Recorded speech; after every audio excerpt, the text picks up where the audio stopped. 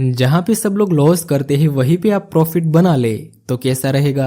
ऐसा आप कर सकते हैं ट्रेप ट्रेडिंग का यूज करके।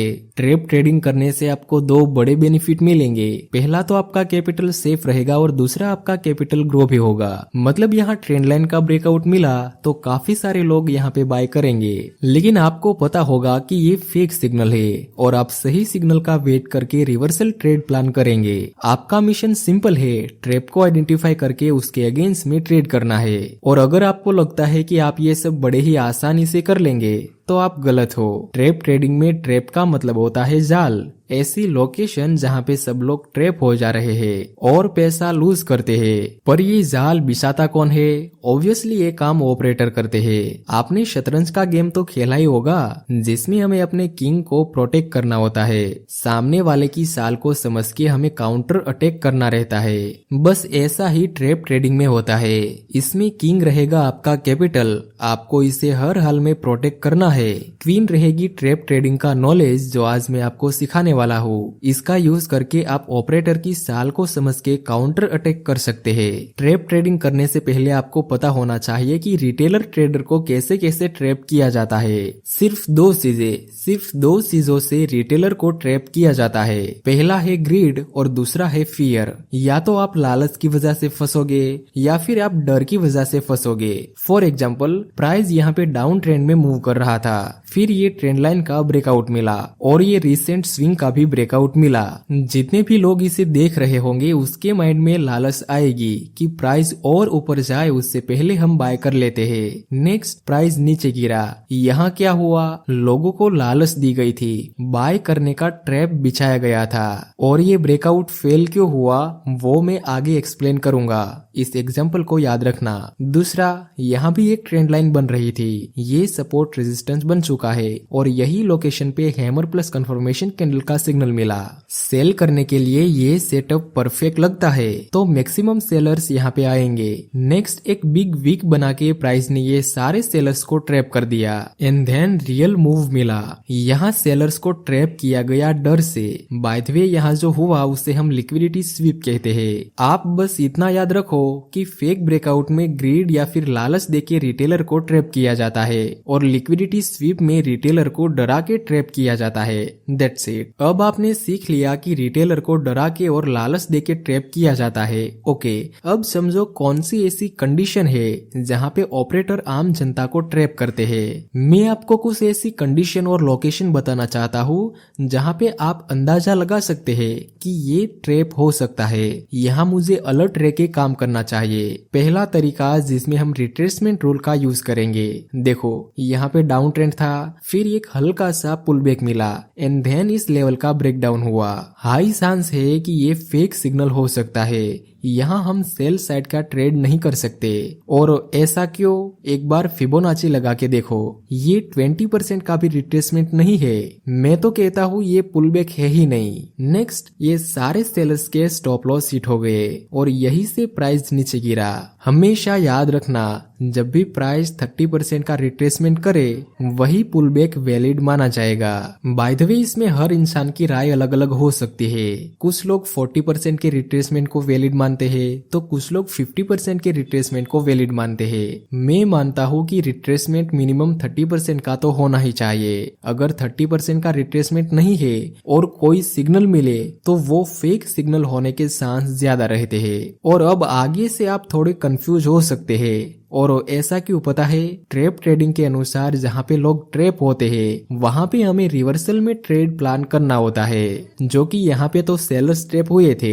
और अगर मैं यहाँ पे बाय साइड का ट्रेड प्लान करता तो यहाँ तो ट्रेप ट्रेडिंग में भी मेरा स्टॉप लॉस हिट हो जाता है ना। समझने वाली बात। इसलिए आगे मैं ट्रेप ट्रेडिंग की कुछ कंडीशंस बताऊंगा, उसको फॉलो करके ही आप एंट्री करना, ठीक है? स्टार्टिंग में मैंने क्या कहा था, ये सब इतना भी आसान नहीं जितना हमें लगता है। इसलिए ट्रेप ट्रेडिंग की कंडीशन समझ के ही एंट्री करना। दूसरा तरीका, लिक्विडिटी को आइडेंटिफाई करके भी आप ट्रेप को समझ सकते हैं। अब जिसको liquidity, internal range liquidity, external range liquidity, अगर आपको ये सब कुछ पता है वे लोग यहाँ तक इस वीडियो को स्किप कर सकते हैं और जिसको नहीं पता वे लोग मेरे साथ कंटिन्यू करो। लिसन, जहाँ पे मैक्सिमम स्टॉप लॉस होंगे वो एरिया लिक्विडिटी जोन रहेगा। मतलब stop loss is equal to liquidity आप बोल सकते हैं। जहाँ ज्यादा स्टॉप लॉस वहाँ पे ज्यादा लिक्विडिटी। और लिक्विडिटी भी दो टाइप की होती है, एक एक्सटर्नल रेंज लिक्विडिटी और दूसरी internal range liquidity. For example, किसी साइडवे मार्केट में यहाँ किसी ने सेल किया होगा, यहाँ किसी ने बाय किया होगा। ये सब बायर्स और सेलर्स के स्टॉप लॉस जहाँ पे होंगे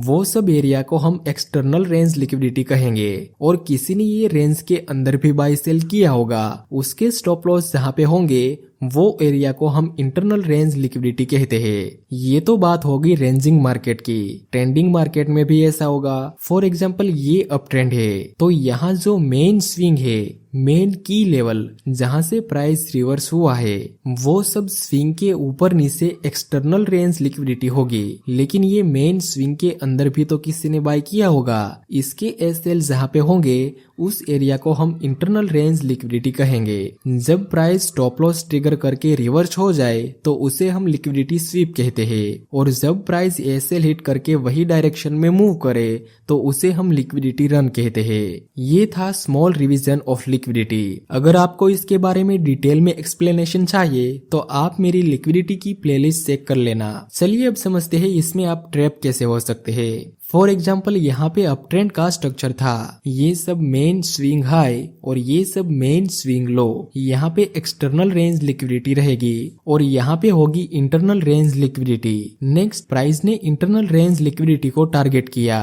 फिर इसी जगह पर प्राइस रिटेस्ट करके एक बेरिश सिग्नल देता है। मैक्सिमम लोगों को ये सेल करने का परफेक्ट ट्रेड लगेगा, लेकिन आपको यहाँ पे सेल नहीं करना है, क्योंकि जैसा मैंने पिछले वीडियो में सिखाया, जब भी प्राइस इंटरनल रेंज लिक्विडिटी को टारगेट करेगा तब हाई चांस रहेंगे कि वहां पे लिक्विडिटी स्वीप हो जाए। ये परफेक्ट सेटअप है बाय करने का, ना कि सेल करने का। नेक्स्ट, ये सभी सेलर्स को ट्रैप कर लिया गया। जिसको यहाँ पे सेल करने का मौका नहीं मिला होगा वे लोग भी इस ट्रेंड लाइन को देख के फिर से सेल करेंगे। लेकिन ये सब ट्रैप है। जब तक प्राइस इस लो को नीचे की तरफ ब्रेक नहीं करता तब तक आप सेल नहीं कर सकते।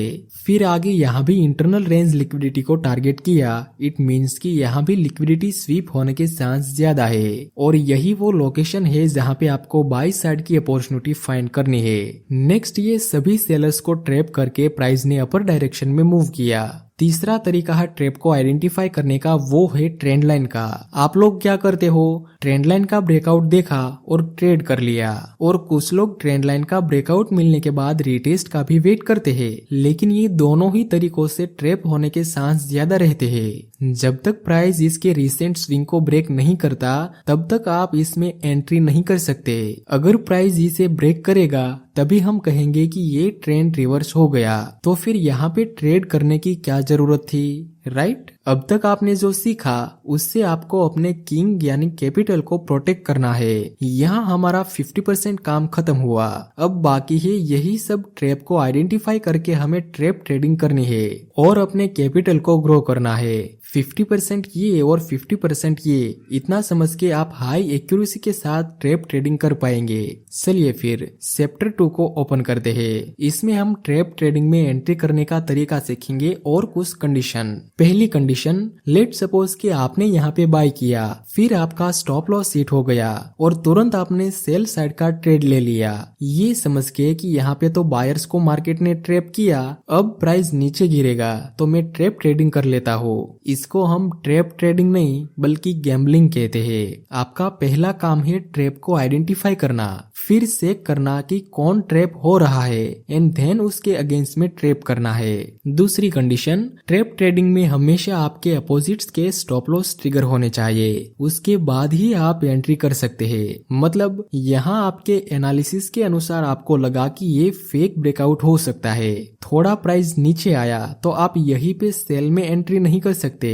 आपको देखना है कि आपके अपोजिट रिटेलर के एसएल ट्रिगर हुए या फिर नहीं। दूसरे लोगों के एसएल हिट होने के बाद ही आप ट्रैप ट्रेडिंग में एंट्री कर सकते हैं। आखिरी कंडीशन, इसमें एंट्री करने के लिए आपको वॉल्यूम का यूज करना है। जब भी ब्रेकआउट मिले उस वक्त ब्रेकआउट कैंडल का वॉल्यूम लो होना चाहिए, फिर जब प्राइस रिट्रेस करे वहां पे वॉल्यूम के बार हाई होने चाहिए। रिट्रेसमेंट में भी प्राइस ब्रेकआउट लेवल के अंदर आ जाना चाहिए। फिर वहां प्राइस रिट्रेस करे उस समय वॉल्यूम लो होना चाहिए। ऐसे केस में आप ट्रेप ट्रेडिंग कर सकते हैं। फॉर एग्जाम्पल यहाँ हमारे पास मेन स्विंग थे जिसके ऊपर नीचे एक्सटर्नल रेंज लिक्विडिटी रहेगी और ये स्विंग के अंदर जो एसएल होंगे उसे हम इंटरनल रेंज लिक्विडिटी कहेंगे। नेक्स्ट प्राइस ने इंटरनल रेंज लिक्विडिटी को टारगेट किया। पहला सिग्नल तो यही है कि ऐसी जगह पर लिक्विडिटी स्वीप होने के चांस ज्यादा है। अब हम वॉल्यूम को ऐड कर देंगे। जिस कैंडल से ब्रेकडाउन मिला उसका वॉल्यूम लो है।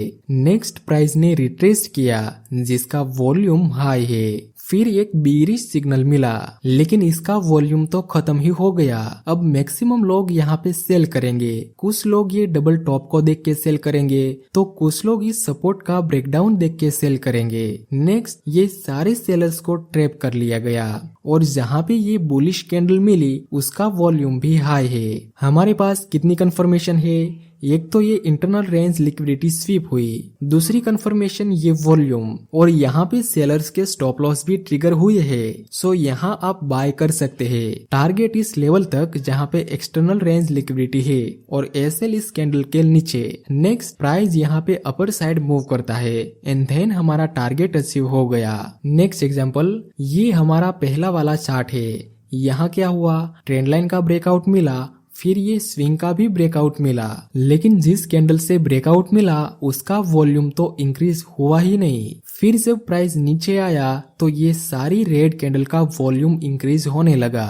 तो यहाँ पे जब बायर्स के स्टॉप लॉस ट्रिगर हो जाए तब आप सेल में ट्रैप ट्रेडिंग कर सकते हैं। सो आज के लिए बस इतना ही। मिलते हैं अगले वीडियो में।